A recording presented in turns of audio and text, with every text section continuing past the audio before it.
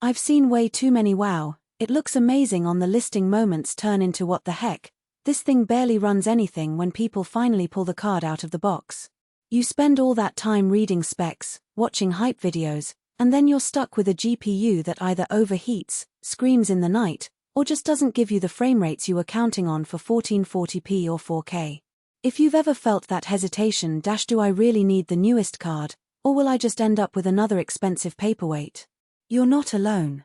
Link is in the description if you want to check the product details on Amazon.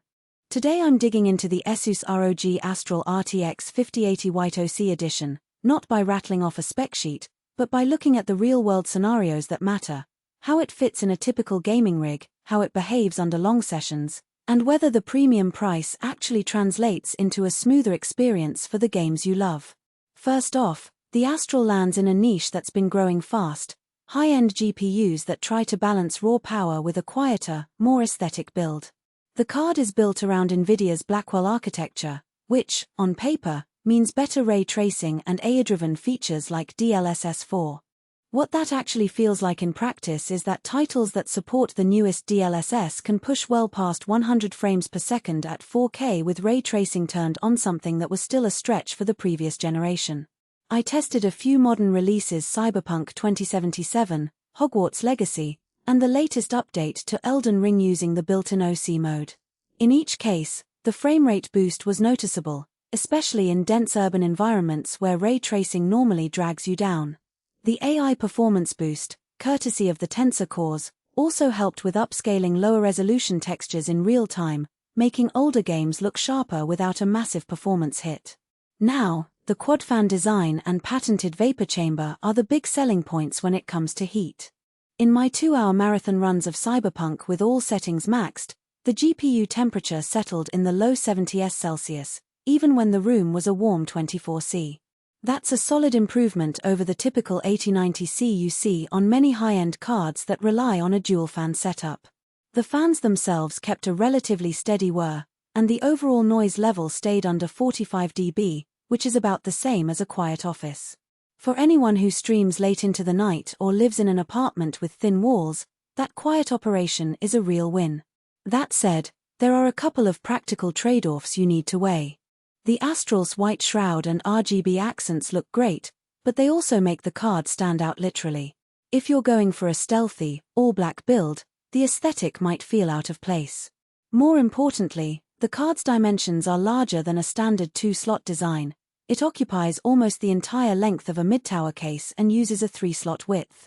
In my test system, I had to reposition my front panel fans and even move the PSU a bit to accommodate the extra clearance. If you're using a compact case, you'll need to double-check that you have at least 35mm of clearance behind the card, otherwise you risk airflow bottlenecks that could negate the cooling advantage. Power draw is another hidden factor. The RTX 5080 series is built for the 600W plus power envelope, and the Astral is no exception. It requires two 8-pin PCIe power connectors, and a robust power supply. Minimum 850W is what the manufacturer recommends. In my setup, the system's total consumption peaked around 480W under load, which is well within that range, but it does mean you'll have to factor in a decent PSU if you're upgrading from a 600W unit. The downside is that the extra power draw can increase your electricity bill a bit, especially if you game for many hours each day. Who should consider buying the Astral? If you're a 4K enthusiast who wants to squeeze out the highest possible frame rates while keeping the system reasonably quiet, this is a solid contender. It shines for streamers who need that extra headroom for encoding while maintaining smooth gameplay, and for anyone who wants to future-proof their rig for the next wave of DLSS-enabled titles. The card also fits well in builds where aesthetics matter. Think showcase cases with tempered glass panels because the white design pairs nicely with RGB lighting and a clean interior look. On the flip side, you might want to skip it if you're gaming primarily at 1080p or even 1440p with modest framerate targets. The performance gain over a high-end RTX 4090 or an RTX 4080 is there, but it's marginal for those resolutions, and you'll be paying a premium that you might not fully capitalize on.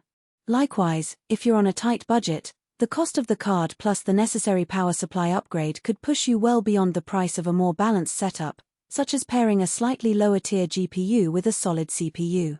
And if you live in a small case or a cramped workspace, the physical size and the need for ample cooling will be a